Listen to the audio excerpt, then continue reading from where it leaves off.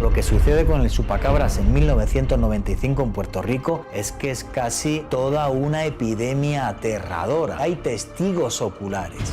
Ningún animal ataca como lo hace el chupacabras. Aparecían animales de nosotros también muertos, con orificios en la espalda o en el cuello, o algunos estaban desollados, pero secos totalmente, sin sangre.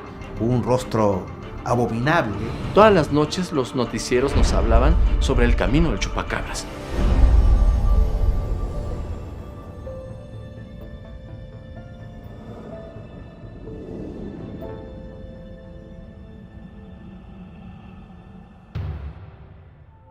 Puerto Rico, marzo 1995. Una epidemia mortal se propagó por la isla aterrorizando a la población. Un misterioso depredador estaba matando al ganado de una forma nunca antes vista. El chupacabras es la entidad biológica anómala, es una entidad que ataca a los animales de corral, que les deja 2 perforaciones en la parte del cuello, les extrae la sangre y los deja sin nada. El chupacabras es una entidad que se lleva apareciendo en América Latina durante siglos, aunque el gran boom de lo que era el chupacabras fue en 1995 en la isla de Puerto Rico.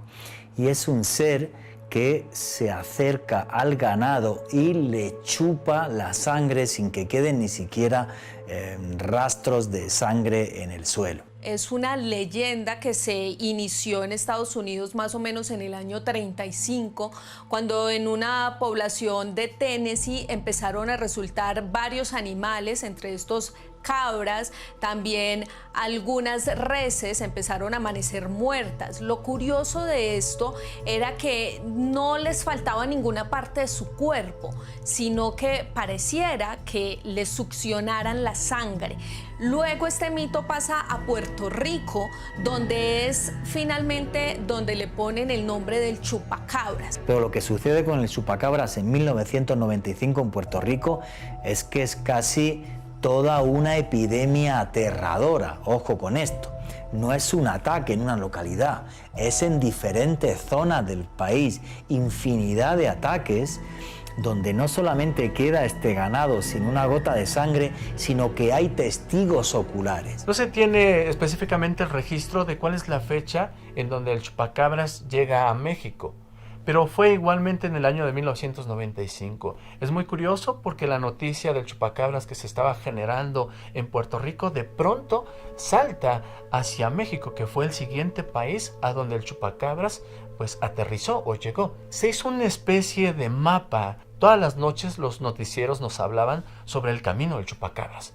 El chupacabras atacó en Chiapas, el chupacabras atacó en Tabasco, el chupacabras atacó en la Ciudad de México. Poco a poco se iba acercando hacia Ciudad de México y después de ahí hacia el norte, hacia Estados Unidos. Así que todas las personas en aquella época comenzaron a tener mucho miedo, a cuidar a sus animales domésticos y en los poblados a los animales de granja, porque el chupacabras acechaba ya nuestro país. Durante más de 20 años, el chupacabras acechó y aterrorizó a las poblaciones rurales de todo el continente. Sin embargo, nunca nadie fue capaz de cazarlo. Y la mayor incógnita continúa sin respuesta. ¿Qué tipo de animal es? En el caso de los ataques del chupacabras son simplemente 2 perforaciones en la parte del cuello y les extraen toda la sangre. Eso es todo.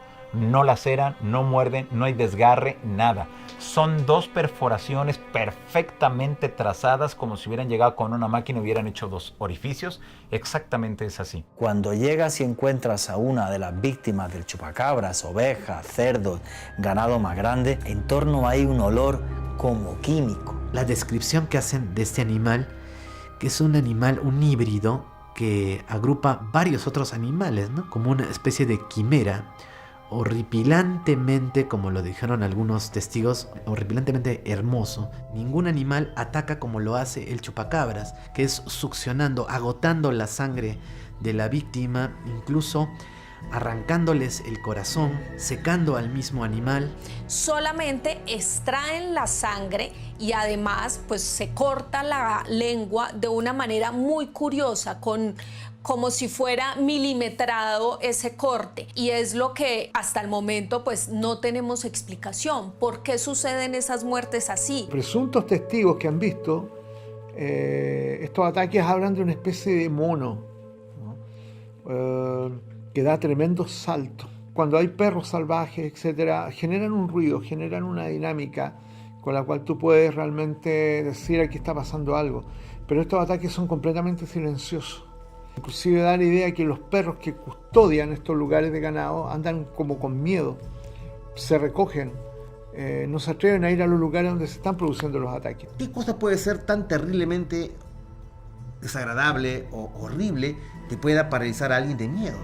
Entonces recordé que hay ciertos casos en la naturaleza donde ocurre esto. Por ejemplo, cuando una serpiente quiere atacar y comerse a un pequeño roedor, lo queda mirando, una suerte de hipnosis, lo paraliza de miedo y se lo traga. Entonces, algo así estaba ocurriendo en este caso. ¿Podría tratarse del mismo animal que aterrorizaba a la población de Puerto Rico el año anterior? La experiencia de Santiago Moret y su padre podría confirmarlo. Sucedieron diversos hechos. Diferentes animales de granja amanecieron drenados de sangre. El chupacabras atacó a infinidad de animales en esta área del centro de México. Todos los noticiarios en ese momento abrían con la noticia del chupacabras, de un nuevo ataque, que ya había dejado una huella, que había atacado a una persona. Los periódicos en primera plana publicaban todo lo que tenía que ver con el asunto del chupacabra, porque en muchos de los ataques que se han producido en México y en otras partes del mundo, el lugar donde se encuentran los animales están a un lado de la casa de los cuidadores o de los dueños de esos animales de corral, y ellos no reportan ningún sonido. Era una noche en el año de 1996 más o menos. La mujer que trabajaba auxiliándonos en el aseo entró llorando, gritando: hay un animal arriba del gallinero sobre las láminas. Bajó mi papá con un arma, conecta una extensión que daba un reflector al patio trasero, y a la hora de que el reflector avienta la luz, que era muy potente, alcanzamos a ver una bestia, yo lo podría decir así. Mi padre es muy escéptico con cosas pues fantásticas, vaya, y justo estaba esto del boom del chupacabras. Entonces todos andábamos con esa idea porque los vecinos nos decían que sus animales aparecían muertos, aparecían animales de nosotros también muertos, gallos, gallinas, con orificios en la espalda o en el cuello, o algunos estaban desollados, pero secos totalmente, sin sangre. Entonces fue un momento en el que me marcó mucho la expresión de mi padre, el chupacabras. Cuando mi padre dijo el chupacabras, este ser voltea hacia nosotros, se deslumbra con la luz, y tenía yo lo puedo describir como entre canguro, pero con extremidades largas, como de 1,5 metros, como una cruz entre xoloescuincle con un jabalí. Entonces mi papá apuntó con la pistola, soltó un tiro, este animal dio un brinco increíble, y cuando dio el brinco le alcanzamos a ver unas protuberancias en el lomo. Uno de los casos que investigué fue una colaboración conjunta de un ataque de varias borregas que se hizo en el rancho de San Juanito, en Nuevo León. Mi compañera de Nuevo León acudió al lugar de los hechos, levantó algunas muestras que encontró en el terreno, en el lugar de los ataques, y resulta que se encontró pelo muy diferente al de los borregos. Este pelo del cual yo hablo era largo, grueso, de color blanco, nada que ver con el pelaje de un borrego. Y esta muestra, en compañía con el señor Carlos Guzmán, también un investigador del fenómeno OVNI, lo enviamos a un instituto oficial de aquí de México para ver si nos podían ayudar a entender de dónde procedía este pelaje. En los resultados que nos entregaron, es curioso, no nos dieron hojas membretadas, no hay firma, siendo que lo hizo, repito, un instituto oficial. Ahí entregamos la muestra. Pero sí hay gráficos, hay fotografías bajo microscopio, hay unas gráficas de la química que encontraron en el pelo, y al final dicen pelo no clasificado.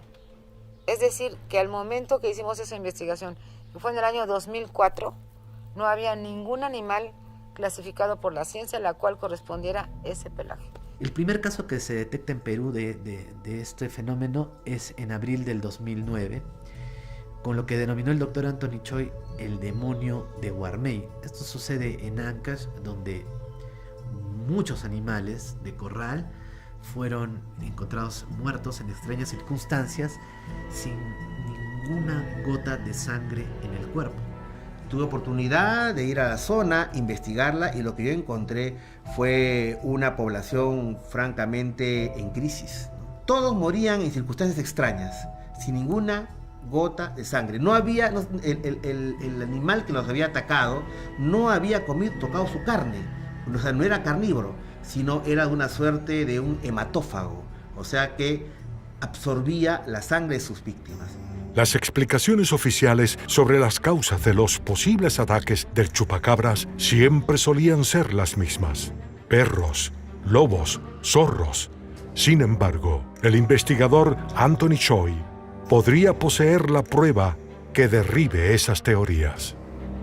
Una de las teorías habla sobre que esta criatura pudo venir del espacio, de otro planeta, que seres extraterrestres han traído a una criatura, a un animal de su planeta, y lo dejaron en nuestro territorio para ver las consecuencias que este ocasionaba. Algunas otras teorías señalan que pudo ser también un experimento que se salió de control, una especie de animal que se encontraba en un laboratorio y se escapó y comenzó a hacer todo este tipo de asesinatos. Unos afirman que se escapó y otros que fueron liberadas para hacer estudios sociológicos y de reacción. Algunos también evalúan que es una criatura creada como una especie de arma de acción letal. En el caso del chupacabra, siempre las autoridades han dicho que han sido un tipo de depredador andino. Se habla de perros salvajes, pumas, zorros, que serían animales carnívoros que podrían haber hecho el daño que hizo el chupacabras. Nosotros recogimos el testimonio de personas que habían logrado ver al animal.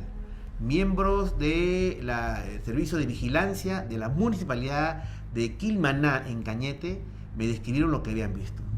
Y lo que ellos vieron se parece mucho a lo que fue visto en Puerto Rico y en Estados Unidos en la década del 30, con un rostro abominable y que daba saltos impresionantes y se movía a una velocidad increíble.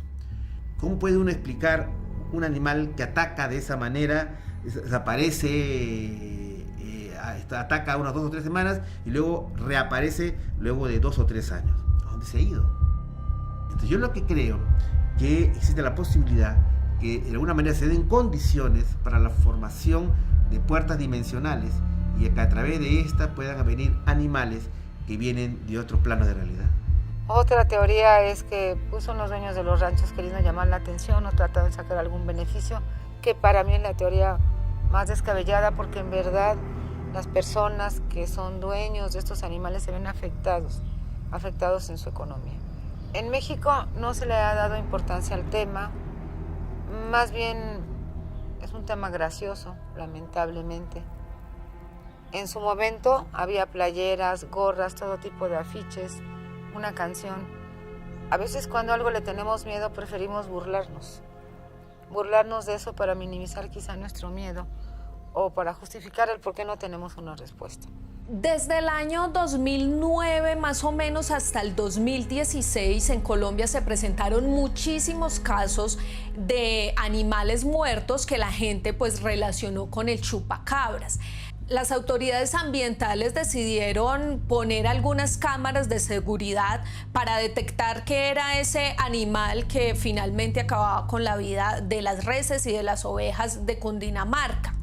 Curiosamente, días después dijeron que se trataba de unos perros sarnosos, que es la explicación científica que muchos le han dado precisamente a este tema mitológico. Sin embargo, y lo que aquí cabe es pensar en que los perros podrían de alguna manera destruir esos cuerpos, comerse la carne de esos animales, y es lo que no sucede. Otra de las teorías se habla precisamente de que el chupacabras podría ser también un críptido. La criptozoología habla de los animales ocultos. En esta descripción, el chupacabras entonces sería un críptido, un animal desconocido, que quizá sí pueda ser de este plano terrenal, quizás sí pueda habitar la tierra, pero que se oculta a los ojos de los hombres. Nosotros logramos recuperar una huella de este animal. Y esa huella, hicimos un molde y la mandamos a analizar en los Estados Unidos. Luego nos regresaron para decirnos qué tipo de animal era. Y nos dijeron, las conclusiones de analizar esta huella, era que era una suerte de cánido. Cánido significa que podría ser un perro, un lobo, un zorro, pero ahí viene el tema. El cánido más grande registrado, que podría ser, por ejemplo, un lobo estepario, tendría una huella entre 10 a 11 centímetros. Esta huella tenía 16 centímetros, lo que implica que ¿cuáles fueron las conclusiones? Animal desconocido. Es un fenómeno, porque a la vez los animales que cuidan los corrales, los ranchos, no alertan, los perros no ladran, en los lugares de ataque no hay señales en el piso de que hubiera habido una lucha, cuando normalmente un animal por instinto defiende su vida. Por eso defino al chupacabras como un fenómeno aún sin explicación y que merece más investigación. Perros con sarna, mutaciones genéticas, experimentos. Las teorías respecto del origen del chupacabras son muchas, pero nadie parece tener la respuesta. ¿Habrá continuado su viaje de muerte y sangre? ¿Estará la verdad esperando en el sur del continente?